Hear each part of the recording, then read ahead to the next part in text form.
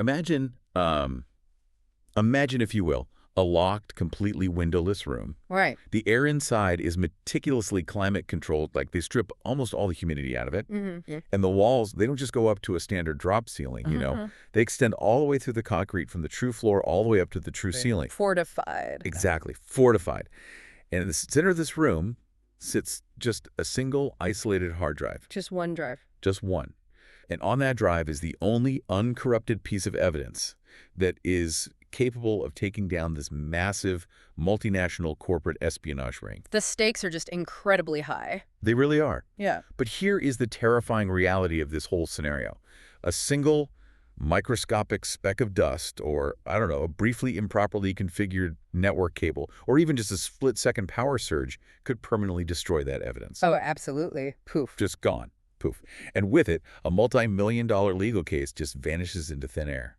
So, welcome to the invisible high-stakes fortress of the modern business world.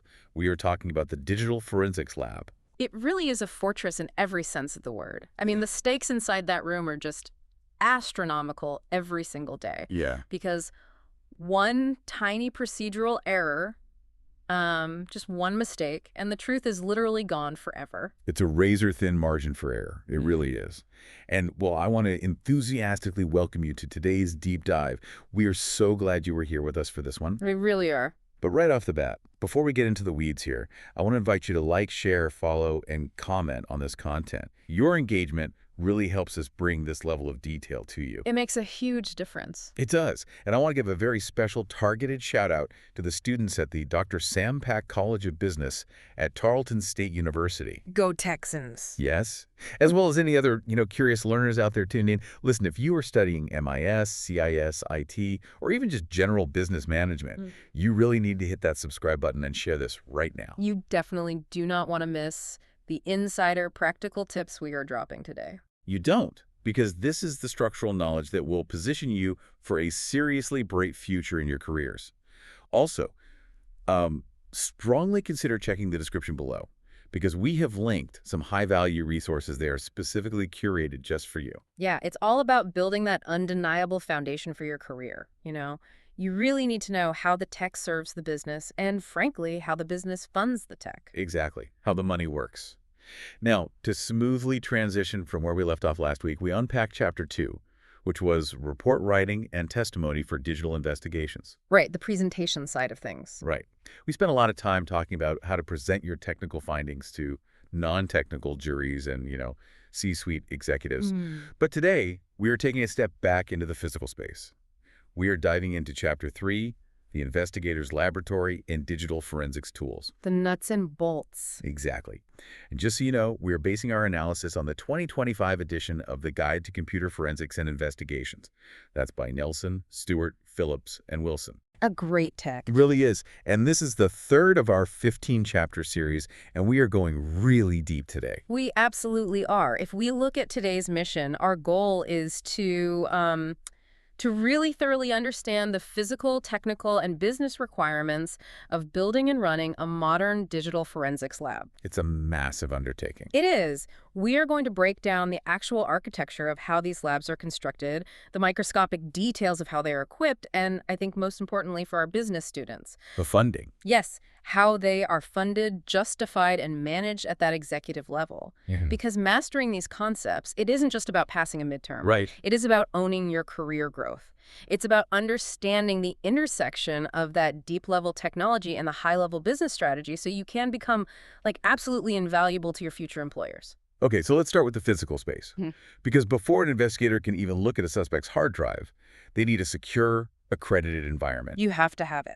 Because you simply cannot perform pristine, legally defensible digital science in a contaminated room. Right. I mean, a contaminated room yields contaminated results. It really is that simple. Yeah. And that brings us to the absolute necessity of defined policies and procedures before any casework ever begins. You can't just wing it. No, a company can't just, clear out a broom closet, put a high-end computer in it, and declare it a digital forensics lab. The lab has to actually earn that title. Right. through accreditation. Exactly. And that is where organizations like the ANSI National Accreditation Board come into play. Or ANAB, right. Yeah. They are a wholly owned subsidiary of the American National Standards Institute, and they provide the gold standard accreditation for crime and forensics labs worldwide. Okay, but I want to look at this strictly from a business perspective for a second. Sure. Why does ANAB accreditation actually matter to someone who is like looking at the bottom line of a company? Yeah. Why should a chief financial officer care about a scientific accreditation board? It all comes down to legal and financial liability, specifically regarding evidentiary standards. Okay, walk me through that. So let's say your corporation experiences a massive data breach, or maybe an insider theft of highly sensitive intellectual property. Like blueprints or something. Exactly. Maybe the blueprints for a product that took 5 years and $50 million to develop.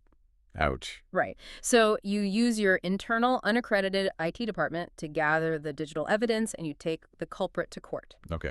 The defense attorney is not going to argue about the blueprints. They don't care about the blueprints. They are going to attack the IT department. Oh, I see. They attack the process. Exactly.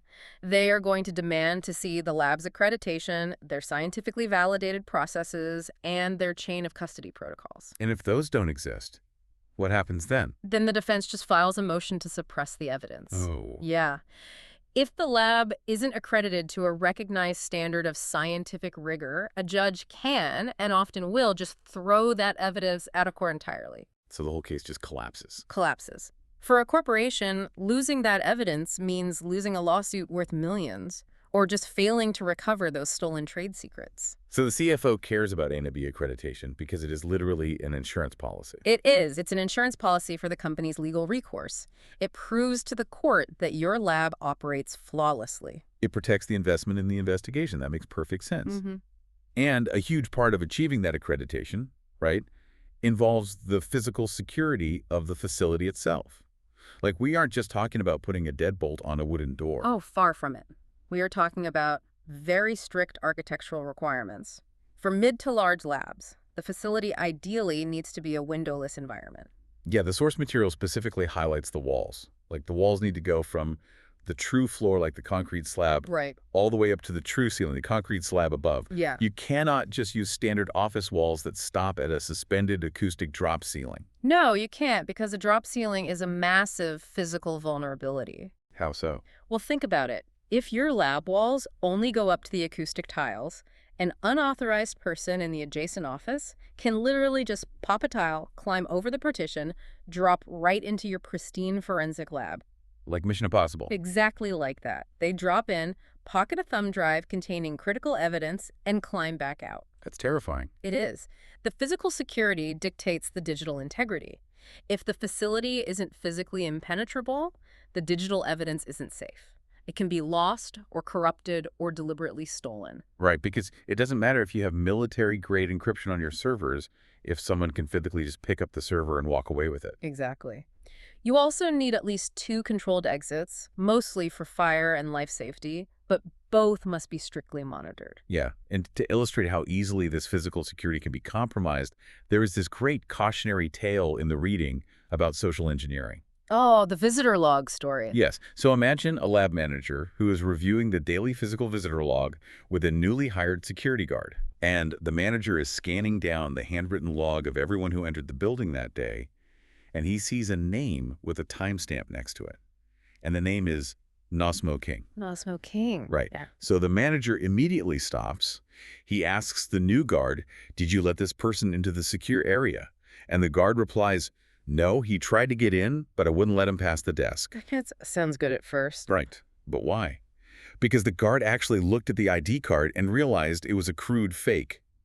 Nosmo King is literally just the phrase "no smoking" split into 2 words. That's hilarious. It is. And the guard caught the fake ID and escorted the individual out of the building. It sounds almost like a comedy sketch, but it really highlights a terrifying vulnerability. It really does. Because you can spend $10 million on biometric scanners and security cameras and acoustic listening devices, but all of that visual and oral security is entirely useless if the human element in your physical access control fails. Yeah, if that guard had been distracted or, I don't know, intimidated by someone wearing a nice suit and acting confident. Yeah. Right, acting like they belong there. Exactly.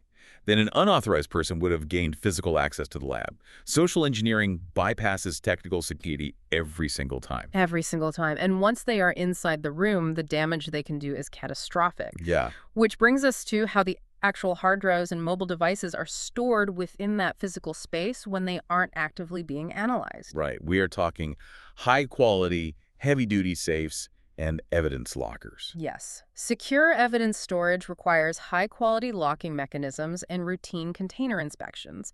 But you have to remember, a safe is only as secure as the combination used to open it. Obviously. Right. So it is not just about buying a heavy steel box. It is about how you manage the cryptography of the physical lock. You have to safeguard those combinations with extreme prejudice. Okay. And critically, when a lab manager changes a safe combination, which they should do regularly, especially after employee turnover, they must completely destroy the physical records of the old combinations. Wait, really? So you can't just cross it out in a notebook and throw the paper in the trash? Absolutely not. It must be incinerated or cross-cut shredded. Just for an old combination? Just for an old one. Because if you just throw it away, a disgruntled former employee or an unauthorized visitor who is engaging in dumpster diving can easily retrieve it. I'll see. And if they know the old combination and they know the mathematical patterns the lab manager uses to create new combinations, they can extrapolate the current access code. That's wild. So the physical destruction of old access data is a mandatory business process. Okay, so we have the concrete walls, we have the observant guards, the heavy safes, we've secured the physical perimeter, but then there is the digital architecture of the room itself.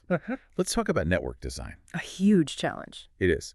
If you are a systems architect tasked with building out a forensics lab, you face this massive design dilemma. You have to physically and logically separate the local area network, the LAN, that is used by the forensic workstations, from the corporate network that has internet access. Yeah. You have to ensure they are completely air-gapped. This is a non-negotiable standard. Forensic workstations must never, under any circumstances, connect to a network that touches the outside internet. Okay, let's unpack this for a second. Why? I mean, investigators need to Google things, right? Sure. They need to download software updates or look up technical documentation. So why go to the extreme trouble of air-gapping the room? Because if the forensic network is allowed to touch the internet, the workstations are immediately subject to targeted external attacks, internal network contamination, and automated operating system behaviors. Okay, so how do they Google things then? Well, an investigator can have a separate dedicated laptop on a completely different desk to do their internet research. Oh. But the machine that is actively connected to the suspect's hard drive, that must be isolated. Think of it like a biohazard level 4 lab at the CDC. That's a great analogy. Right. You have the negative pressure clean room where scientists in those massive containment suits are handling dangerous, pristine virus samples. That is your forensic network. Mm-hmm. And then you have the public cafeteria or the waiting room where anyone can walk in off the street. That is the internet. You would never, ever mix the ventilation systems between the clean room and the cafeteria. Never. So if you connect your forensic workstation to the internet, even for like 3 seconds just to download a quick driver update for a mouse, you have fundamentally breached the containment. Exactly. A piece of malware from the internet could silently infiltrate the machine and alter the evidence files. Right. Or, honestly, more commonly, the operating system itself will just reach out to a time server to sync its clock, or ping an update server, and in doing so, it overwrites critical memory space or alters temporary files on the drive you are investigating. That is a highly accurate way to visualize it. You are protecting the evidence from both malicious external alteration and just automated internal alteration. Right. But there are also environmental factors inside that room that can destroy evidence just as easily as a sophisticated hacker. Oh, definitely. Which is where I have to pause and ask for some clarification. Because when I was reviewing the technical requirements, one thing really stood out. Okay, what was it? The guidelines state, we need to aggressively mitigate static electricity. Yes. Is static electricity really a threat to a digital investigation? Like, we were talking about the little shock you get when you walk across a rug in socks and touch a brass doorknob. What's fascinating here is that, to a human being, Static electricity, which is scientifically known as the triboelectric effect, is just a minor momentary Yeah, annoyance. you barely feel it. Exactly. Yeah. But you have to scale your perspective way down. Think about what a hard drive motherboard or a mobile phone processor actually is. It's just a circuit board. Well, it is a silicon wafer containing billions of microscopic transistors. And these transistors operate on incredibly low voltages, sometimes less than 1 volt. Okay. Now, when you touch a doorknob and feel that tiny spark, that static discharge can easily be upwards of 4,000 to 20,000 volts. Wait, really? 20,000 volts? Easily. So to those nanometer scale transistors, a static discharge from an investigator's fingertip is literally a direct lightning strike. Oh, wow. It will instantly vaporize the microscopic pathways, fry the memory controllers, and render the physical data completely and permanently unrecoverable. So how does a lab manager actually mitigate a threat that is generated just by people walking around? Like, does something as trivial as the type of carpet you buy for the lab become a multi-million-dollar legal liability? It absolutely does. Mitigating static comes down to strict, almost obsessive facility maintenance rules. Like what? First, the lab must use grounded anti-static pads on all the electronic workbenches, and the investigators must wear grounded wrist straps when handling bare drives. Okay, that makes sense. Furthermore, if the lab has carpets, those carpets must be treated with anti-static chemicals and cleaned at least once a week. Once a week. Yes, because dust accumulation actively generates and holds static electrical charges in the air. Ah, I didn't know that. Yeah, you also have to aggressively control the humidity. If the air is too dry, static builds up exponentially faster. So it's a whole ecosystem. It is. Any damage to the floors, the walls, or the HVAC systems has to be repaired immediately to maintain this really delicate environmental equilibrium. So the cleanliness of the carpet directly impacts the legal viability of the evidence. Literally, yes. That is wild to think about. Yeah. And speaking of seemingly mundane things with massive legal implications, the guidelines also mandate using separate trash containers for the lab. Yes.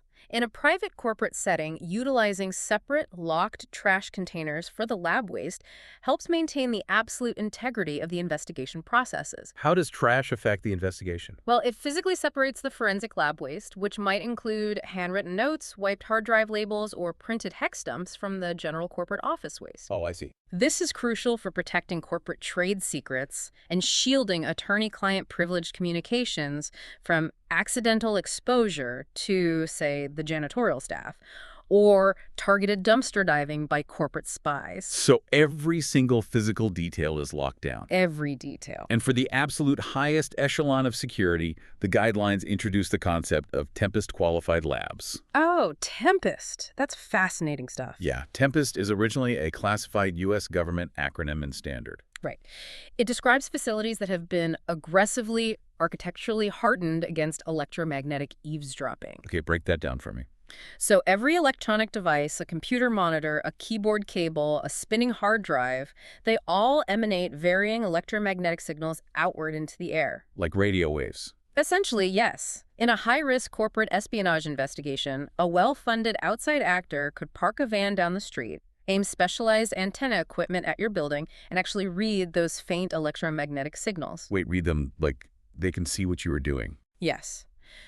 Through a process sometimes called Van Eck freaking, they can literally reconstruct what the investigator is looking at on their screen, or capture the keystrokes of a password being typed right through the concrete walls. I mean, that sounds like it's straight out of a Cold War spy thriller. I know, but it is real-world physics. It is entirely real, so how do you stop that? To counter this, a Tempest-Qualified lab uses heavy metallic shielding built right into the walls, the ceiling, and the floors. It essentially creates a massive, room-sized Faraday cage. Oh, like a giant microwave oven, but in reverse. Exactly. This structural shielding absorbs and redistributes the electromagnetic charge, ensuring that those emanations cannot escape the room and be monitored by someone outside the facility. Okay, so we've built the ultimate fortress. Yep. We have the floor-to-ceiling concrete walls, the ANAB accreditation protocols, the meticulously air-gapped network, the anti-static treated carpets, and maybe even copper tempest shielding in the drywall. A true fortress. Right. Now we have to move inside and equip the command center.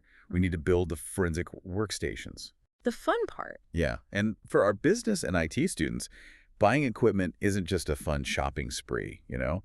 It is a critical exercise in strategic IT resource allocation and capital expenditure. Absolutely. Once the physical environment is perfectly secure, the investigator needs the raw computing machinery to actually process the data. Right. And selecting the core specifications of a forensic workstation requires incredibly careful consideration of where the technological bottlenecks are. If you are an IT director about to approve the purchase of a forensic workstation, you have to prioritize three main components.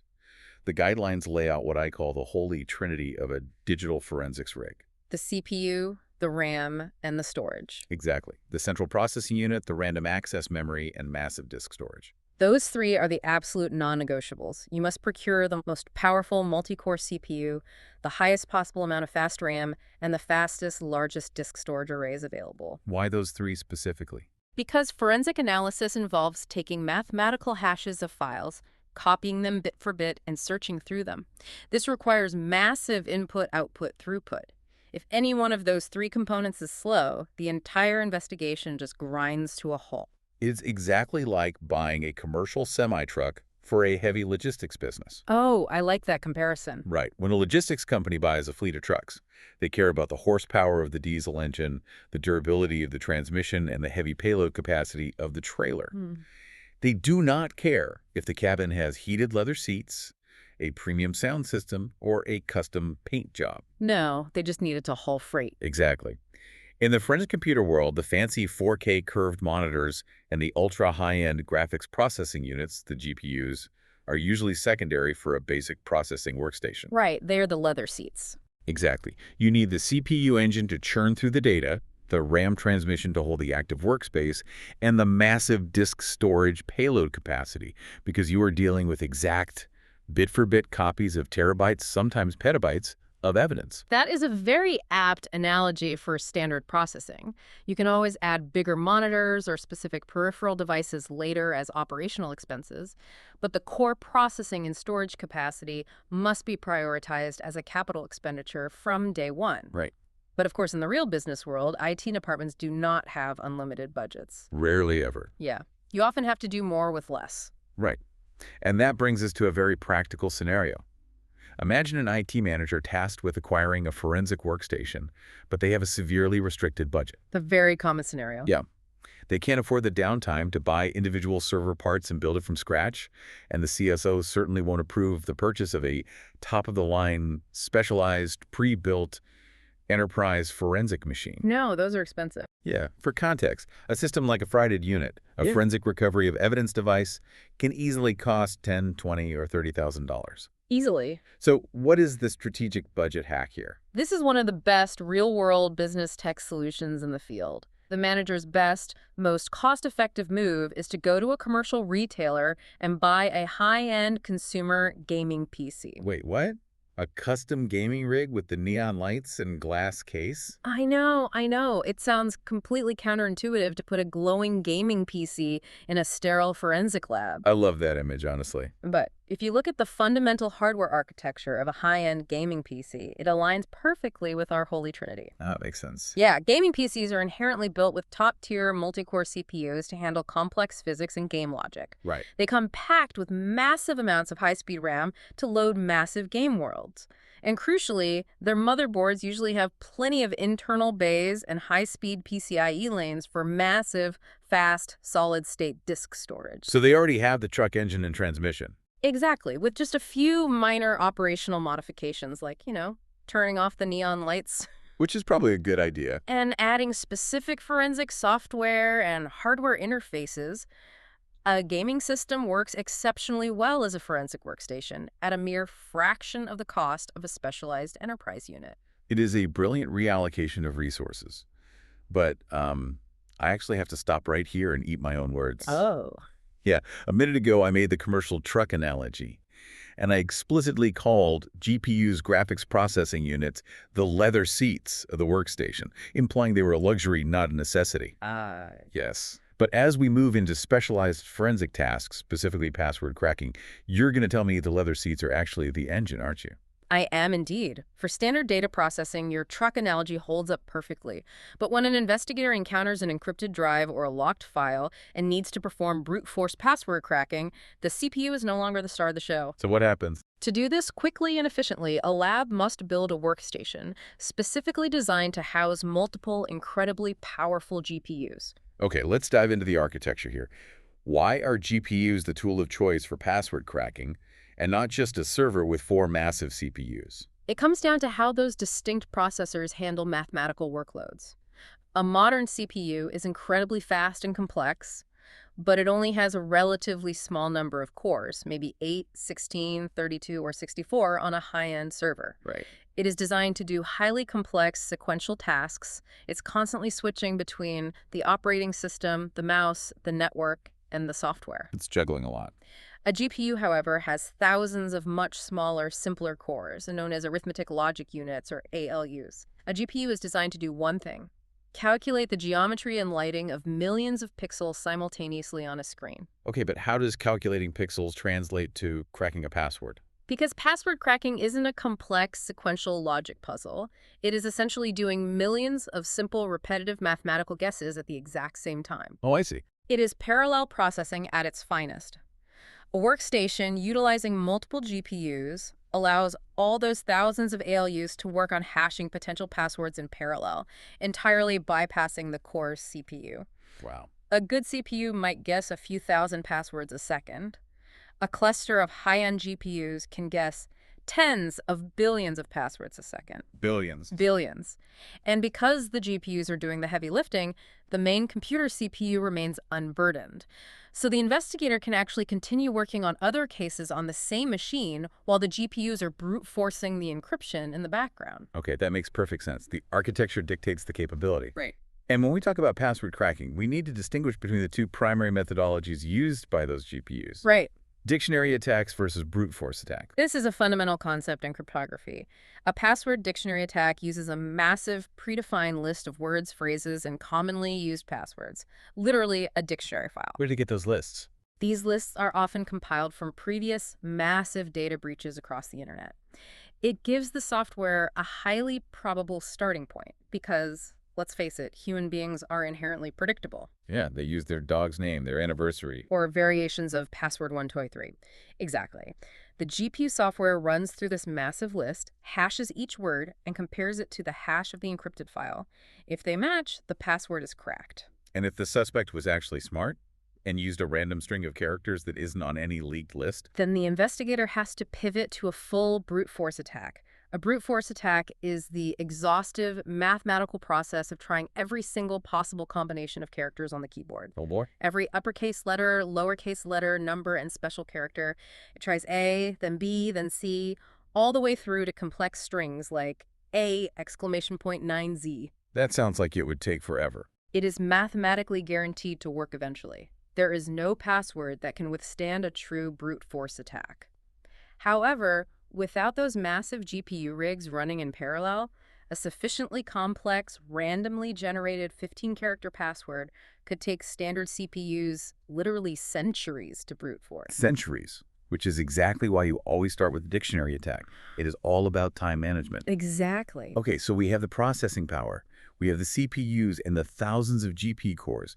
Now we need to talk about what the guidelines designate as the absolute most critical tool in the entire lab. The right blocker. Yes. This is the device that stands like a sentinel between the investigator and catastrophic legal failure. It really is. If you are going to connect a forensic workstation to a suspect's hard drive, you must use a right blocker. Its sole purpose is to allow the investigator to read the data without altering a single bit of information on the source drive. Let's really break down why this is so critical, because I feel like it is counterintuitive to how we use computers every day. It definitely is. Like, if I take a USB thumb drive that belongs to you and I plug it into my laptop right now just to look at a Word document, I haven't changed the document. I didn't hit save. So the evidence is pristine, right? From a layman's perspective, yes. But from a strict forensic and legal standpoint, you have fundamentally and irreversibly altered the evidence. The mere act of plugging that drive in taints it. Walk me through exactly what happens in those first few milliseconds when a drive is plugged in. Okay, so the moment a modern operating system like Windows, Mac OS, or Linux detects a new drive, it automatically mounts it. Yeah. And to mount it, it immediately begins writing hidden data to the drive, Without asking. completely without asking. It updates the file system metadata, changing the last access date and timestamps. It might automatically create hidden indexing files like a .ds store file on a Mac just to make searching the drive faster. Or it might write a thumbs.dbb file to generate thumbnails for images. It might automatically allocate space for a hidden recycle bin folder. The operating system is aggressively, actively writing data to that drive without ever asking for your permission. And if you alter even a single byte of metadata on a suspect's drive, the defense attorney in court will just have a field day. Oh, they will tear you apart. They will argue that since you demonstrably changed the last access timestamps, who is to say you didn't also plant the incriminating files, you have compromised the digital crime scene. Precisely. That is why a write blocker is mandatory. Its sole singular function is to intercept, block, and drop any write command sent from the forensic workstation's operating system to the evidence drive, while allowing all read commands to pass through unhindered so the investigator can actually analyze and image the data. Now, the guidelines mention there are two distinct types: hardware write blockers and software write blockers. How do they differ architecturally? A hardware write blocker is a physical, tangible bridging device. You plug the suspect's hard drive into one side of the write blocker, and you plug the other side of the write blocker into your forensic workstation via USB or a specialized interface. Okay, so it's a physical middleman. Yes. Inside that physical box, the firmware physically cuts the command lines that allow write operations. It sits on the data cable and acts as a filter. A software write blocker, on the other hand, is a specialized program installed directly on the forensic workstation. But how does software stop the operating system from doing what it is inherently programmed to do? It operates at a very low level, typically altering the interrupt 13 write functions to a drive in the computer's basic input-output system, or BIOS. BIOS, okay. Right. The BIOS is essentially the brainstem of the computer. The interrupt 13 pathway is the specific fundamental communication channel the computer uses to say, save this data to this physical sector on the disk. The software write blocker installs itself as a traffic cop, standing directly on that specific interrupt 13 pathway. When the operating system tries to send a write command down the path, the software intercepts it and silently drops it into the void while waving all the read requests through. I love it. It is a digital bouncer at the door of the hard drive. You can look all you want, but you absolutely cannot touch. Exactly. And relying on these write blockers is the only way to mathematically prove in court that the drive analyzed is the exact same drive that was seized. Now, here is a pivot in the source material that I found fascinating from a business strategy perspective. Okay. We spent all this time talking about the absolute newest tech, massive parallel GPUs, high-end gaming PC architecture, complex software write blockers. But then the guidelines take a sharp turn. They do. They mandate that a comprehensive digital forensics lab needs to actively stockpile 10-year-old software, obsolete connection cables, and ancient operating systems. Why on earth would a cutting-edge lab need a closet full of obsolete junk? Because forensics does not happen in a vacuum. It happens in the real world. Right. And this is a phenomenal lesson for business students about intimately knowing your market and your demographics.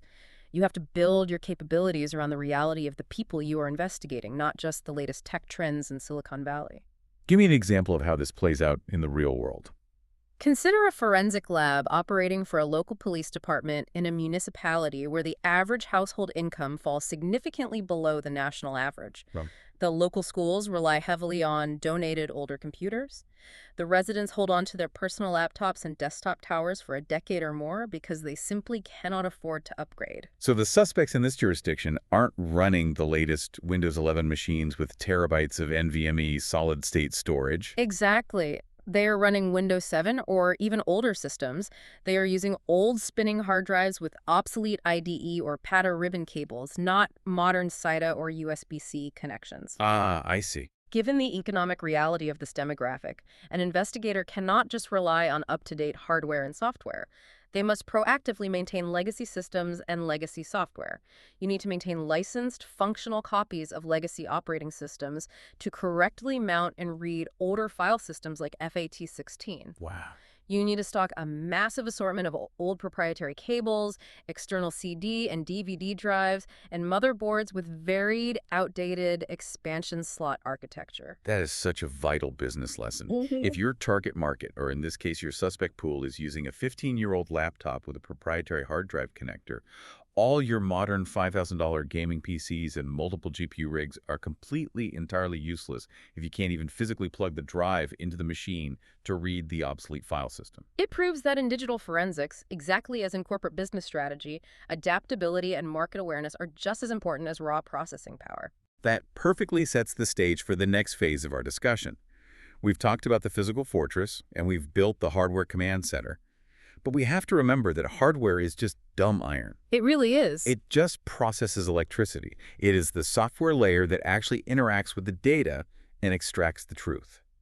We need to explore how investigators ensure that truth holds up under cross-examination in a courtroom or scrutiny in a corporate boardroom. The software is where the actual investigation happens. Right. So let's start with the very first operational task of any investigation: data acquisition. Data acquisition is the absolute foundational step.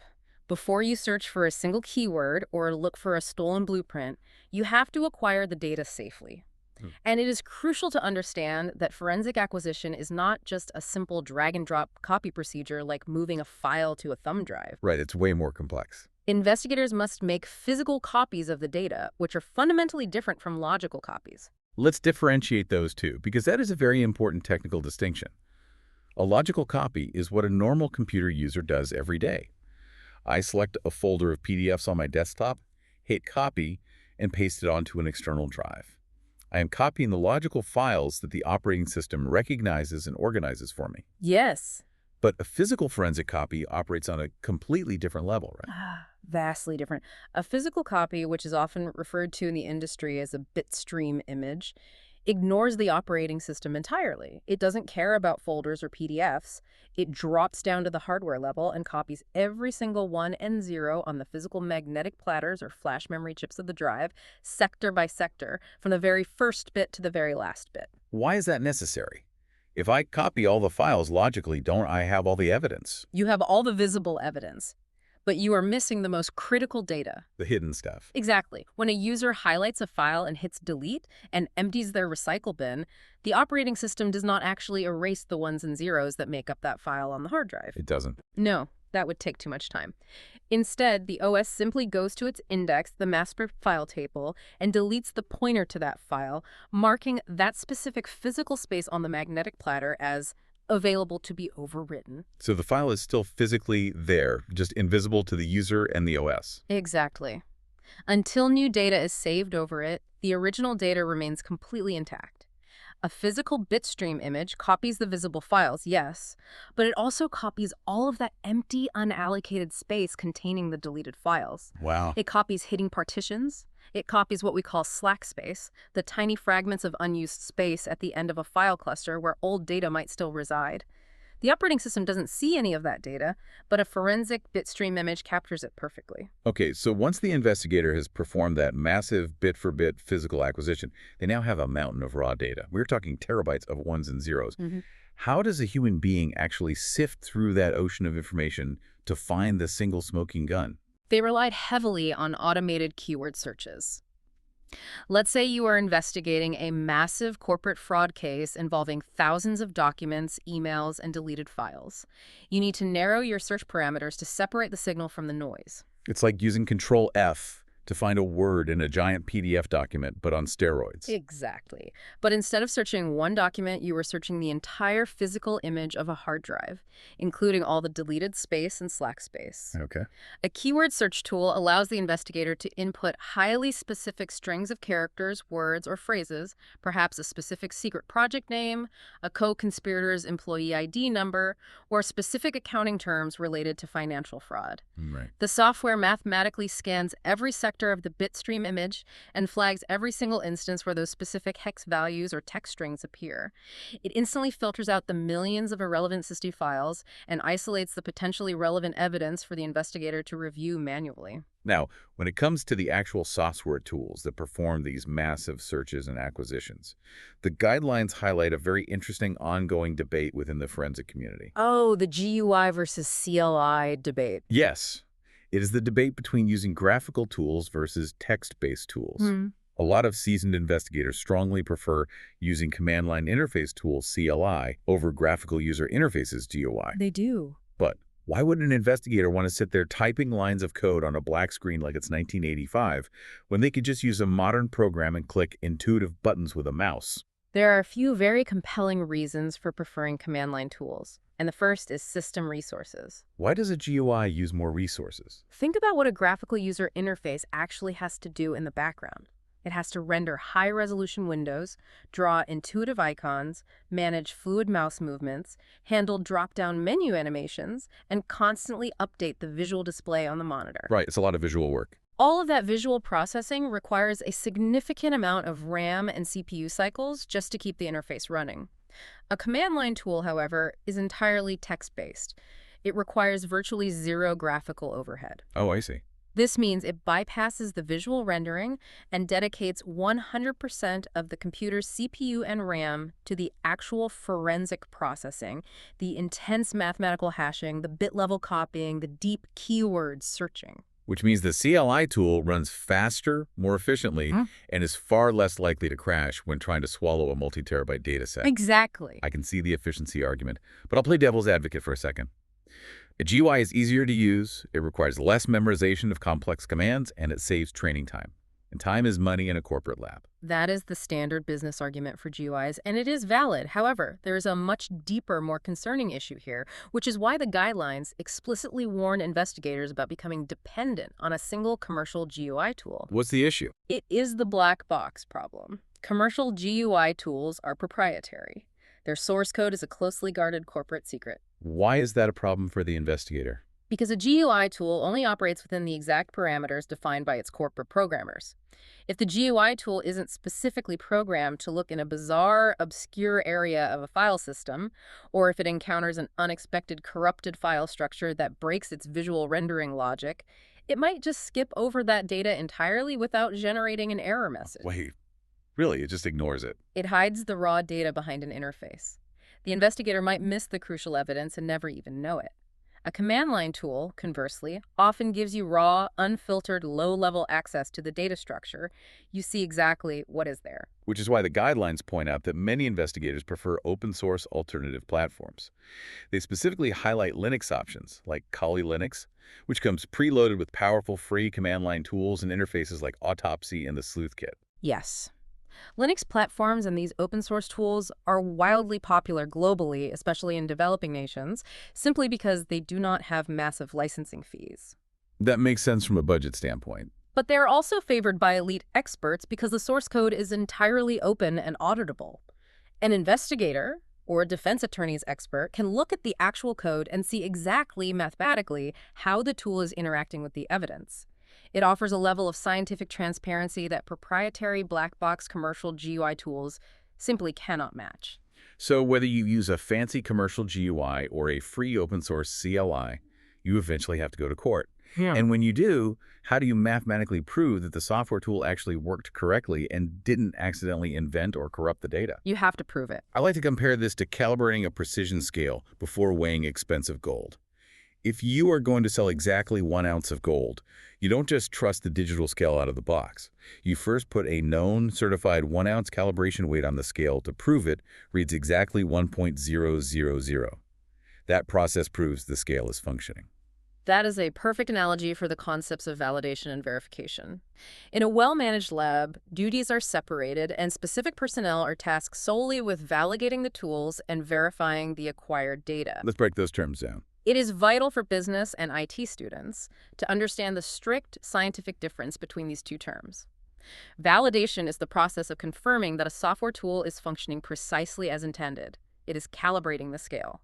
You test the forensic software on a known controlled data set with known answers to ensure the software finds exactly what it is supposed to find and behaves correctly. Okay, so that's validation. What about verification?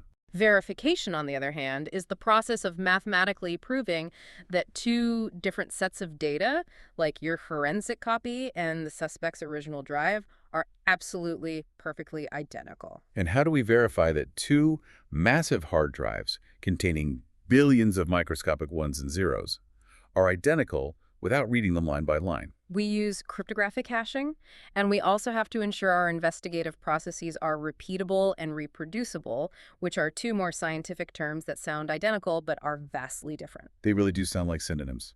Break down the distinction for us. Repeatability means that the exact same results occur every single time a specific tool is used to analyze digital evidence by the same investigator in the same laboratory environment. So if I do it twice, I get the same result. Right. If I run tool A on Monday to acquire a drive and I run tool A again on Friday on the same drive, I must get the exact same mathematical result. Okay. Reproducibility, however, is a higher standard. It means the same results occur when completely different software or hardware tools are used, potentially by different investigators. Oh, I see. If I run tool A to acquire the drive, and you use an entirely different open source tool, tool B, to acquire the drive, we should both get the exact same mathematical result. If a lab's processes achieve both repeatability and reproducibility, their findings are considered scientifically robust and legally unassailable. Okay, let's dive deep into hashing, because you mentioned that is the actual mathematical mechanism used for verification. A hash is essentially a digital mathematical fingerprint of a file or an entire drive. Exactly. The guidelines discuss investigators researching which hashing algorithms to use, specifically to reduce the number of known benign files, like standard Windows operating system files, so they can filter those out and focus entirely on the unknown, potentially suspicious files. Yes, filtering out the noise. Right. But why would an investigator choose a newer algorithm like SHA-1 instead of an older, faster one like MD5? This requires understanding how cryptographic hash functions work. A hash algorithm takes an input of any size, a text document, an image, or a whole terabyte hard drive, and runs it through a complex mathematical formula to produce a fixed-size string of characters, the hash value. Yeah. A critical property of a good hash is the avalanche effect. If you change even one single comma in a massive document, the resulting hash value changes completely and unpredictably. So if the hash of my copy matches the hash of the original drive, I have proven mathematically that they are identical down to the last bit. Exactly. But older algorithms, like MD5, have developed known mathematical vulnerabilities over time as computing power has increased. Specifically, MD5 is vulnerable to what are called collisions. Collisions, what does that mean? A collision occurs when two completely different files theoretically produce the exact same hash fingerprint. Wait, really? Two different files can have the same fingerprint? Yes, theoretically. And while rare, a defense attorney can use the theoretical possibility of a collision to introduce reasonable doubt. Of course they would. SHA-1, the secure hash algorithm 1, is mathematically more complex and robust than MD5, making collisions practically impossible for standard evidence. By using SHA-1 to hash a suspect drive, an investigator has a highly effective verification tool. And you mentioned using those hashes to filter out the noise. Yes. By taking the SHA-1 hashes of the files on a suspect's drive and automatically comparing those hashes against a massive database of known benign files, the forensic software can mathematically eliminate thousands of standard operating system files, unedited program files, and common fonts from the investigation. This saves immense amounts of manual review time. And where do they get that database of known hashes? The guidelines mention the National Institute of Standards and Technology, or NIST. They seem to play a massive role here. NIST is the absolute gold standard for scientific measurement in the United States. They run the Computer Forensics Tool Testing Program, the CFTT, which rigorously and independently evaluates forensic software and hardware to ensure it functions as intended, providing the necessary validation for court admissibility. So they're the ones calibrating the scale. Exactly. Furthermore, NIST runs the National Software Reference Library, the NSRL. The NSRL's primary goal is to collect, compute, and publish all known hash values for commercial software applications and operating system files. Oh, so that's the database. That NSRL dataset is the exact database an investigator would plug into their software to filter out the benign files using those SHA-1 hashes. It all connects perfectly. The physical security protects the hardware, the right blockers protect the data, the hashing verifies the integrity, and NIST validates the tools. It's a complete ecosystem. It is a great reminder that digital forensics isn't just about playing detective and finding the smoking gun. It is about proving the scientific validity of exactly how you found it. Yes, the how is just as important as the what. Which brings us to our final and perhaps most important section for our Dr. Sampak College of Business students. We need to step out of the lab and into the boardroom. We are talking about the business side: executive management, capital budgets, and disaster risk mitigation. This is the ultimate practical takeaway for business students. You can have the best technology in the world. You can have the most secure, air-gapped, Tempest-shielded facility. You can have the smartest investigators utilizing the perfect blend of CLI tools and SHA-1 hashing. But if that lab isn't profitable, properly protected, and strategically managed at the executive level, it will run out of funding and fail. Exactly. It all starts with building the business case. If an IT director wants to build a forensics lab, they can't just ask the CFO for a blank check. They have to write a comprehensive business case. And the guidelines make a very crucial point here. A business case is not a one-and-done document. No, it is a living, breathing, strategic document.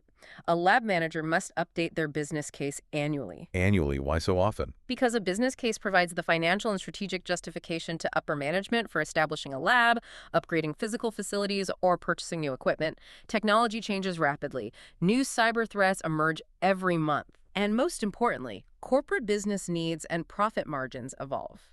Therefore, an annual review of the business case is mandatory to ensure the lab's operational goals remain perfectly aligned with the company's overarching strategic objectives. And the justification for that lab changes fundamentally depending on whether you are operating in the public sector or the private corporate sector. The guidelines compare business cases for police departments versus private corporations. The major difference lies in how ROI, or return on investment, is calculated and justified. Public sector entities, like local police departments, do not always have to show direct cost recovery or financial profit for their forensic capabilities. Right, because their goals and profit. Exactly. Their core mission is public safety, criminal prosecution, and law enforcement. They are funded by taxpayers. Corporations, however, are driven entirely by the bottom line and shareholder value. Always. A private sector lab is a massive cost center. Therefore, the business case must definitively prove cost recovery and ROI to the executive board. Which begs a very tough question that a CFO would definitely ask. How does a corporate forensics lab actually generate profit? I mean, it's an investigative unit. It's not like they are manufacturing and selling a product. This requires a shift in financial thinking from revenue generation to cost avoidance. Cost avoidance, okay. A lab manager demonstrates profitability to their management team not by showing incoming revenue, but by showing devastating losses prevented. A corporate forensic lab is fundamentally profitable because it protects intellectual property, guards trade secrets, secures future business plans, and limits legal liability. Okay, I see. By successfully preventing a departing employee from stealing the proprietary blueprints to a new product to give to a competitor, or by quickly identifying an internal embezzlement threat before they can siphon significant funds, the lab mitigates overall corporate risk. And that saves money. That risk mitigation, that cost avoidance, saves the company tens of millions of dollars. That is the true ROI that justifies the operational budget. It is the ultimate courted insurance policy. But to justify the capital expenditures, the CapEx, for building this lab, you need hard data.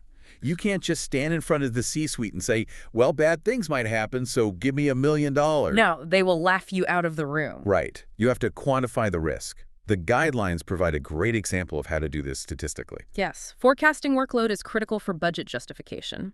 The guidelines detail a scenario where a manager is looking at local manufacturing firms in their region that employ over 100,000 employees. A massive workforce. The manager consults national crime reports and corporate espionage statistics and finds that, statistically speaking, about 1% of a corporate workforce could be involved in some form of policy violation or criminal behavior like fraud, harassment, or data theft at some point in a given year. So they do the basic math.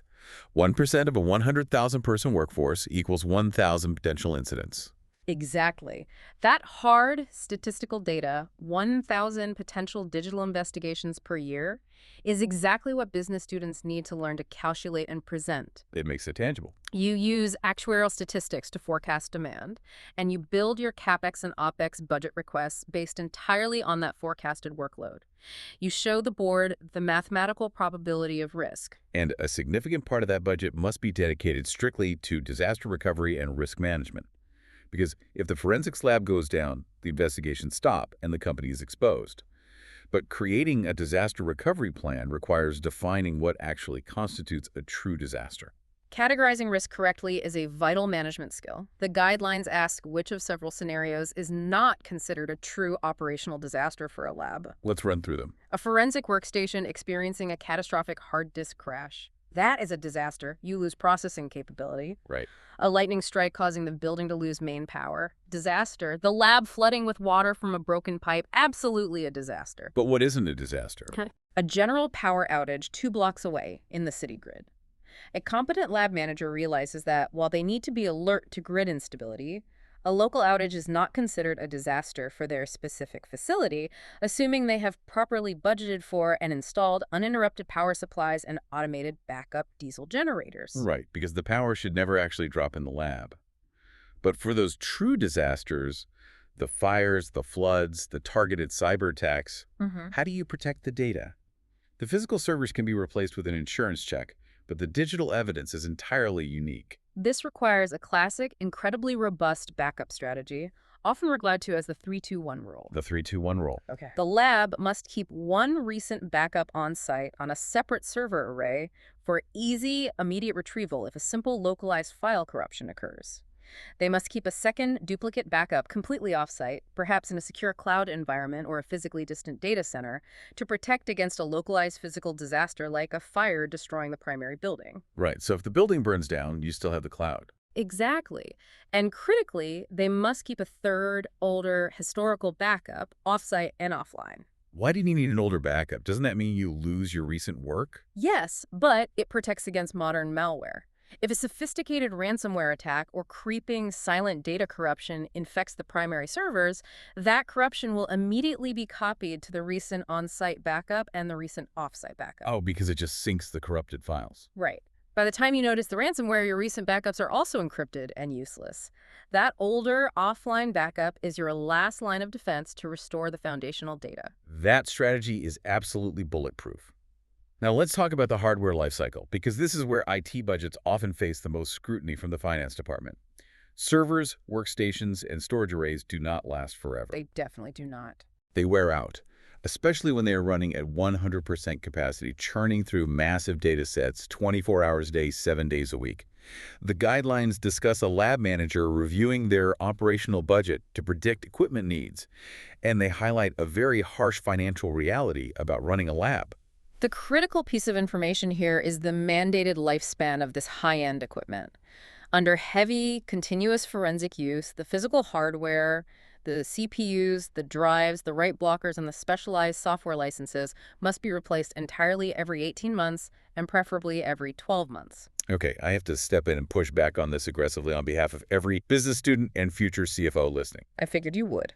Replacing incredibly expensive, high-end, multi-GPU servers and enterprise software licenses every 12 to 18 months, that sounds like a massive financial black hole. That is an insane rate of depreciation. Is a 12-month hardware refresh cycle truly financially sustainable for a business? If you only look at the cost of the hardware, it sounds absurd.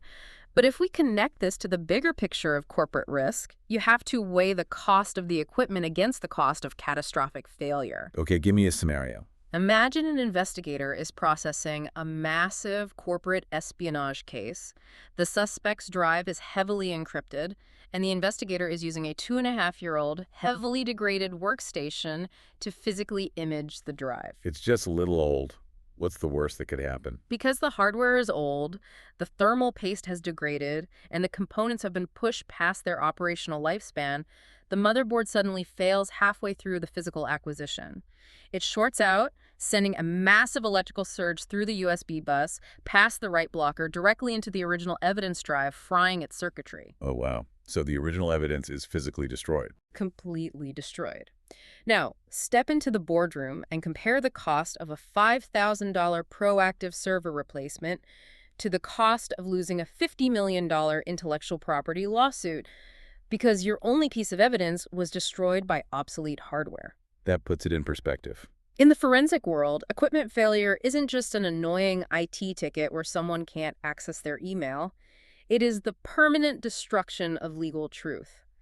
The 18-month replacement cycle isn't a luxury. It is simply the mandatory cost of doing business reliably. When you put the risk scale into perspective like that, buying a new server every year is the cheapest insurance policy the company can buy. Without a doubt. And that brings us to our final recap. We have covered an immense amount of technical and strategic ground today.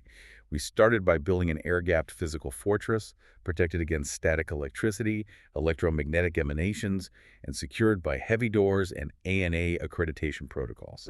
We really did. We equipped that fortress, hacking the capital budget by utilizing high-end gaming PCs while strategically leveraging thousands of parallel GPU cores for brute force password cracking. We explored how to secure the absolute integrity of the evidence using hardware interrupt 13 write blockers and mathematically verified that data with robust SHA-1 hashing to prevent collisions. A full toolkit. And finally, we justify this entire complex operation to the C-suite with a bulletproof, annually updated business case that proves the massive ROI of risk mitigation and cost avoidance. And it all ties right back to the exact scenario you opened with. That locked, windowless room we imagine. It is no longer just an empty room. Right. When it is built to these strict architectural specifications, managed with these rigorous scientific protocols, and funded correctly through a strategic business case, it becomes a meticulously managed engine of truth. It is the invisible shield that protects the modern enterprise. An engine of truth. I love that phrasing. And that brings us to the end of our journey today. I want to sincerely thank you for joining us on this deep dive. One last time, please hit that like button, subscribe, and share this content with your peers. And be sure to check the description below for those valuable external resources. Yes, definitely check the description. And to the Tarleton State students out there, keep reviewing the channel for other deep dives, playlists, video lectures, and classes. Educate yourselves, stay curious, and embrace continuous, lifelong learning. It is the absolute best investment you can make in your careers. It truly is the only way to stay ahead in an industry that evolves this rapidly. Next week, we are going to get even more technical as we cover Chapter 4, Data Acquisition. We will look at exactly, mechanically, how we pull those ones and zeros off the platters and solid-state chips without altering them. But before we go, we want to leave you with a final, broader concept to think about. Consider this scenario in your own future career. If your company's most closely guarded intellectual property, the core of your business model, was compromised today, would your current IT infrastructure be treated by the courts as a pristine, legally defensible digital clean room? Or would it be viewed as a contaminated, mismanaged crime scene? That's a wrap on this episode of Digital Forensics. Until next time, analyze the copy, preserve the original.